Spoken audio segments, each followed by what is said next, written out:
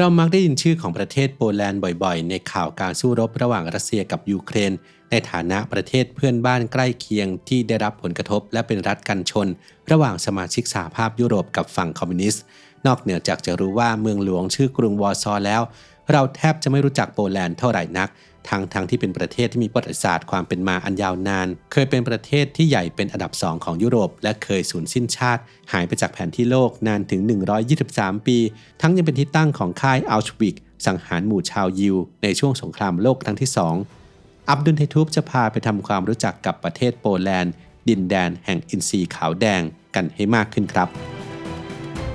โอเมก้า 3 มีบทบาทสำคัญต่อสมองแต่ร่างกายสร้างเองไม่ได้ต้องได้รับจากอาหารเท่านั้นจากข้อมูลของ National Institutes of Health ประเทศสหรัฐอเมริกาแนะนำว่าเราควรจะได้รับโอเมก้า 3 ประมาณ 1.1 ถึง 1.6 กรัมต่อวันสำหรับผู้ที่ใส่ใจการดูแลสมอง Quality Omega 3 Norway Daily ที่ผลิตและคิดค้นสูตรที่ประเทศนอร์เวย์ก็เป็นอีกหนึ่งทางเลือกในการเติมโอเมก้า 3 ที่จำเป็นให้กับร่างกายในแต่ละวันครับศึกษารายละเอียดและสั่งซื้อได้ที่ quality.asia/abdul-strength หรือคลิกลิงก์ใต้คลิปได้เลยครับ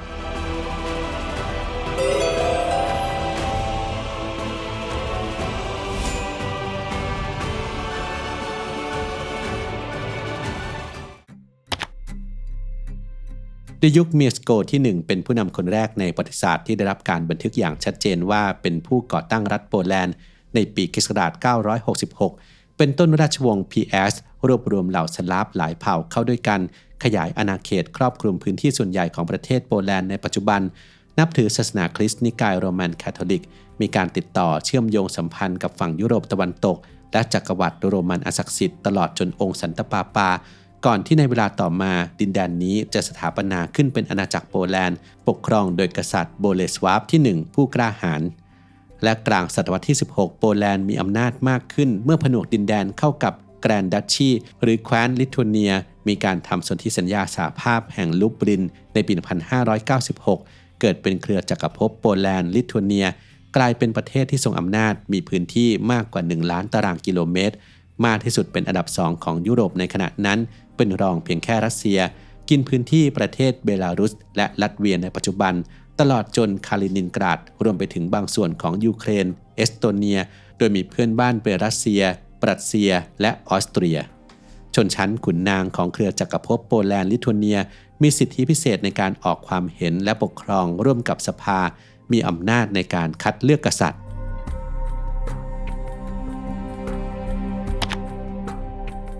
ปลายศตวรรษที่ 18เป็นช่วงเวลาแห่งความอัปยศในการสูญเสียอธิปไตยของเครือจักรภพโปแลนด์ลิทัวเนียประเทศเพื่อนบ้านทั้ง3มีความแข็งแกร่งขึ้นอันได้แก่จักรวรรดิรัสเซียราชอาณาจักรปรัสเซียและราชวงศ์ฮับสบูร์กแห่งออสเตรียที่ต่างต้องการขยับขยายอิทธิพลของตนเองออกไปโดยรอบประกอบกับระบบการเมืองภายในของเครือจักรภพโปแลนด์ลิทัวเนียอ่อนแอลงขุนนางขัดแย้งกันกษัตริย์ไม่ได้มีอำนาจปกครองอย่างแท้จริงจึงถูกแทรกแซงจากภายนอกโปแลนด์จึงถูกประเทศเพื่อนบ้านทั้ง3เข้าแย่งชิงดินแดนโดยค่อยๆเกิดขึ้นถึง3ครั้งด้วยกันใช้เวลารวม23ปีคือในปี 1772 พื้นที่ของเครือจักรภพโปแลนด์ลิทัวเนียถูกรุกรานจนหายไปราว 30% โปแลนด์จึงพยายามปฏิรูปการเมืองด้วยการร่างรัฐธรรมนูญขึ้นใหม่ตามแบบสหรัฐอเมริกาแต่เพื่อนบ้านกลับมองว่าแข็งข้อปี 1793 จึงเข้ายึดดินแดนเพิ่มอีกและในปี 1795แม้ชาวโปแลนด์นำโดยตาเตอุส คอสจูโกจะพยายามกอบกู้ชาติด้วยการก่อกบฏแต่นั่นยิ่งทำให้จุดสิ้นสุดมาถึงโดยสมบูรณ์เครือจักรภพโปแลนด์ลิทัวเนียหายไปจากแผนที่โลกชาติมหาอำนาจทั้ง3คือรัสเซียปรัสเซียและออสเตรียเข้าปราบปรามกบฏและเลือกแบ่งดินแดนส่วนที่อยู่ใกล้กับตนเองเข้าเป็นส่วนหนึ่งของแต่ละประเทศไป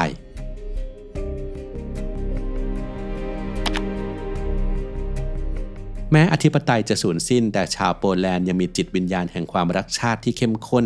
ยังคงรักษารากฐานความเป็นชาวโปแลนด์ผ่านการเรียนรู้ศึกษาวัฒนธรรมและมีพรรคการเมืองเพื่อสานต่ออุดมการณ์ทางความคิดตลอดเวลากว่า100ปีมีความพยายามกู้ชาติหลายต่อหลายครั้งและประเทศต่างๆล้วนพยายามเข้าหาตักตวงผลประโยชน์จากโปแลนด์เช่นในปี 1807 จักรพรรดินโปเลียนแห่งฝรั่งเศสตั้งแกรนดัชชีแห่งวอร์ซอหรือแคว้นวอร์ซอแต่กลับมีสถานะเหมือนกับรัฐบริวาร ในขณะที่สภาแห่งเวียนนาก็มีการตั้งอาณาจักรโปแลนด์ขึ้นมาโดยมีรัสเซียปกครองจนกระทั่งเกิดสงครามโลกครั้งที่1ในช่วงปี 1914 ถึง 1918 เกิดการเปลี่ยนแปลงครั้งใหญ่ในยุโรปเมื่อฝ่ายสัมพันธมิตรเอาชนะฝ่ายมหาอำนาจกลางเกิดการเปลี่ยนแปลงทั้งในแง่รัฐศาสตร์สังคมและเศรษฐกิจของดินแดนต่างๆปี 1918 จอมพลยูเซฟ ปินซุสกี้รัฐบุรุษผู้ประสบความสำเร็จกอบกู้ชาติโปแลนด์กลับมาอีกครั้งขับไล่กองทัพแดงของโซเวียตและสถาปนาตนเองขึ้นเป็นผู้นำและเป็นรัฐที่ปกครองโดยระบอบทหารโปแลนด์กลับมามีที่ยืนในแผนที่โลกอีกครั้งหลังหายไปนานถึง123ปีส่วนลิทัวเนียถูกผนวกเข้าเป็นส่วนหนึ่งของสหภาพโซเวียต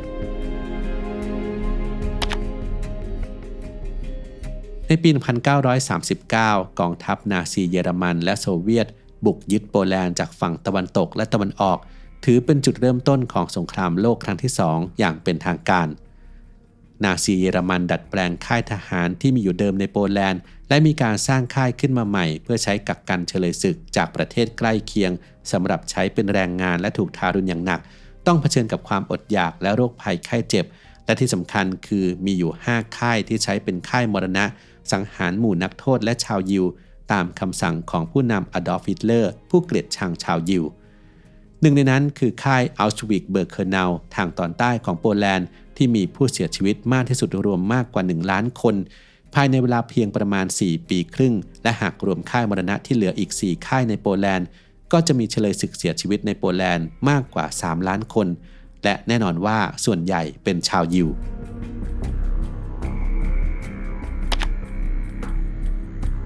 กรุงวอร์ซอเพิ่งจะเป็นเมืองหลวงอย่างเป็นทางการของโปแลนด์ได้ไม่ถึง100ปีแต่ก็เป็นเมืองสำคัญเก่าแก่ของยุโรปมานานอยู่บนริมฝั่งแม่น้ำวิสยูล่าแม่น้ำที่ยาวที่สุดในโปแลนด์ผู้คนเริ่มเข้ามาตั้งถิ่นฐานกันในช่วงศตวรรษที่13และกลายเป็นเส้นทางค้าขายที่สำคัญทำให้เมืองเจริญเติบโตอย่างรวดเร็วมีอาคารสถาปัตยกรรมสวยงามมากมายเคยได้รับสมญานามว่าเป็น The Paris of the North หรือปารีสแห่งทิศเหนือ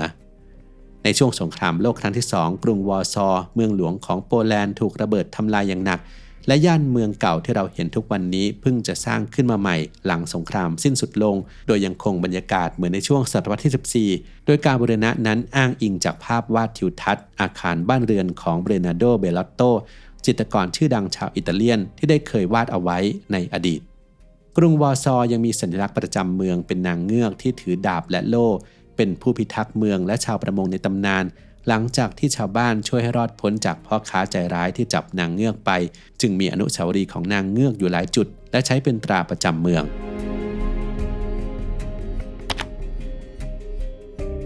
ปัจจุบันประเทศโปแลนด์มีชื่อเรียกอย่างเป็นทางการว่าสาธารณรัฐโปแลนด์หลังเคยเป็นประเทศคอมมิวนิสต์และเป็นพันธมิตรทางทหารกับโซเวียตในช่วงหลังสงครามโลกครั้งที่2ก่อนที่ในปี 1989 ระบอบคอมมิวนิสต์จะสิ้นสุดลงและเกิดการเลือกตั้งทั่วไปในโปแลนด์โดยมีนายทาเดอุส มาโซเวสกี้เป็นนายกรัฐมนตรีคนแรกที่ไม่ใช่คอมมิวนิสต์จากนั้นได้ปรับนโยบายและแนวทางในการบริหารประเทศให้มีความเป็นเสรีมากขึ้น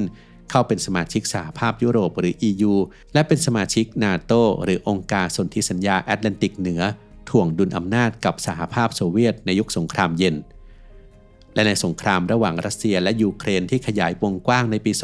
2022 โปแลนด์แสดงจุดยืนที่ชัดเจนในการประณามรัสเซียเสริมสร้างความร่วมมือกับชาติยุโรปในฝั่งตะวันตกเป็นเสมือนตัวแทนของ EU และนาโตเป็นศูนย์กลางโลจิสติกช่วยส่งกองกำลังทหารและอาวุธเพื่อสนับสนุนช่วยเหลือยูเครนพร้อมกับให้ความช่วยเหลือแก่ผู้ลี้ภัยชาวยูเครน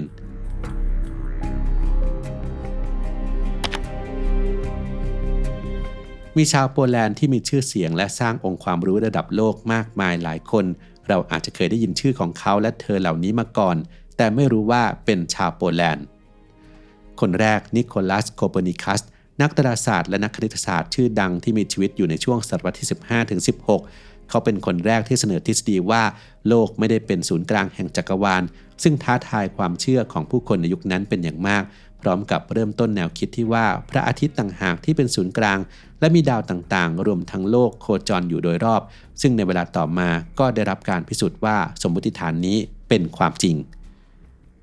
เฟเดริกโชแปงหนึ่งในนักแต่งเพลงระดับโลกที่มีชื่อเสียงโด่งดังในช่วงศตวรรษที่19เขาเป็นนักเปียโนที่ฉายแววอัจฉริยะตั้งแต่7 ขวบมีชีวิตอยู่ในช่วงที่โปแลนด์ตกอยู่ภายใต้การปกครองของรัสเซียจึงอพยพไปอยู่ปารีสและประสบความสำเร็จอย่างมากแต่ถูกสั่งห้ามไม่ให้กลับบ้านด้วยเหตุผลทางการเมืองโชแปงจากโลกนี้ไปด้วยวัยเพียง39 ปีด้วยปัญหาสุขภาพจากโรคทางพันธุกรรมที่ทำให้เขาอ่อนแอมาตั้งแต่เกิดมารีกูรีผู้หญิงคนแรกที่ได้รับรางวัลโนเบลและได้รับรางวัลนี้ถึง2 ครั้งด้วยกันในสาขาฟิสิกส์ในปี 1903 และสาขาเคมีในปี 1911 เธอทำงานร่วมกับสามีปีแอร์กูรีและคณะค้นพบธาตุโปโลเนียมซึ่งตั้งชื่อตามประเทศโปแลนด์และธาตุเรเดียมที่สามารถนำมาแยกออกเป็นรังสีเรเดียมเพื่อนำมาใช้ประโยชน์ทางการแพทย์ในการรักษาโรคมะเร็งพระสันตะปาปาจอห์นปอนที่2เป็นองค์สันตะปาปาพระองค์แรกที่ไม่ใช่ชาวอิตาเลียนในรอบ455 ปีและยังเป็นชาวโปแลนด์คนแรกที่ได้รับเลือกให้เป็นองค์พระประมุขแห่งคริสตจักรโรมันคาทอลิกทรงเดินทางรอบโลกเพื่อเยี่ยมเยือนคริสตศาสนิกชนและมีมือปืนลอบปรงพระชนต่อหน้าฝูงชนบริเวณจัตุรัสนักบุญเปโตรเมื่อปี 1981 ทรงได้รับบาดเจ็บบริเวณช่องท้องแต่ไม่รุนแรงและให้อภัยกับมือสังหารที่ถูกตัดสินจำคุกตลอดชีวิตโดยทรงอนุญาตให้นักโทษเดินทางกลับไปยังบ้านเกิดที่ตุรกีเพื่อรับโทษจากคดีอื่นๆที่เคยก่อไว้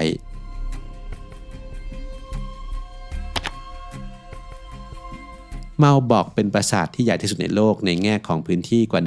140,000 ตารางเมตรได้รับการขึ้นทะเบียนเป็นมรดกโลกตั้งอยู่ทางตอนเหนือของประเทศเป็นสถาปัตยกรรมสไตล์โกธิกสร้างด้วยอิฐในรูปแบบที่มีเอกลักษณ์เฉพาะตัวของอัศวินทิวโทนิกแห่งรัสเซียซึ่งในเวลาต่อมาก็คือชาวเยอรมันที่เรืองอำนาจและปกครองดินแดนนี้ในเวลานั้นคือราวช่วงศตวรรษที่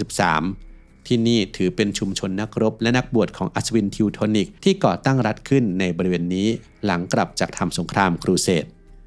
ตัวปราสาททำหน้าที่เป็นทั้งที่พำนักของนักบวชเพื่อเผยแผ่คริสตศาสนาและเป็นป้อมปราการศูนย์กลางอำนาจของผู้นำที่ขยายอาณาเขตในแถบทะเลบอลติกและมีการใช้งานกันอย่างต่อเนื่องของผู้ปกครองพื้นที่นี้ในเวลาต่อมาจนกระทั่งได้รับความเสียหายอย่างหนักในช่วงสงครามโลกครั้งที่2และได้รับการบูรณะขึ้นมาใหม่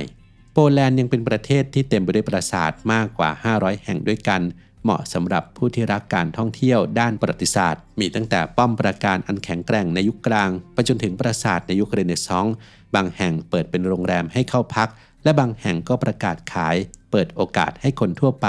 จับจองเป็นเจ้าของได้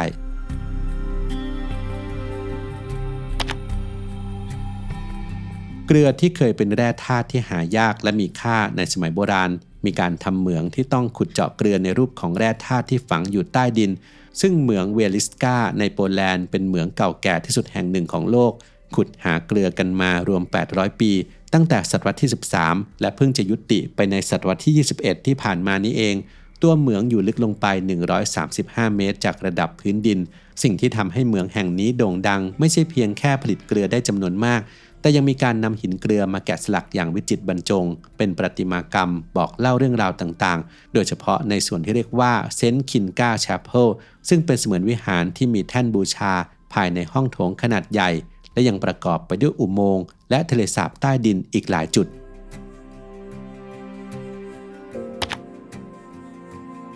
เปียโรกีอาหารท้องถิ่นที่มีหน้าตาคล้ายกับเกี๊ยวมีทั้งแบบคาวและแบบหวานได้รับความนิยมไปทั่วโปแลนด์ต้นกำเนิดก็เป็นที่ถกเถียงกันอย่างมากว่ามาจากเมืองจีนเข้ามาทางยุโรปโดยมาโคโปโลและเรียกกันว่าราวิโอลีในอิตาลีแต่อาหารหน้าตาคล้ายกันนี้ก็ยังปรากฏในแถบรัสเซียยูเครนด้วยเช่นกันหรือแม้แต่อเมริกาใต้อย่างเม็กซิโกก็มีเกี๊ยวเอมปานาดัสสำหรับเปียโรกีสามารถรับประทานเวลาใดก็ได้มีทั้งแบบอบทอดหรือต้มแล้วแต่ความนิยมของแต่ละพื้นที่รวมถึงไส้ที่อยู่ด้านในอาจจะเป็นได้ทั้งมันบดเห็ดเนื้อหรือทำเป็นไส้ครีมใส่ผลไม้เป็นของหวาน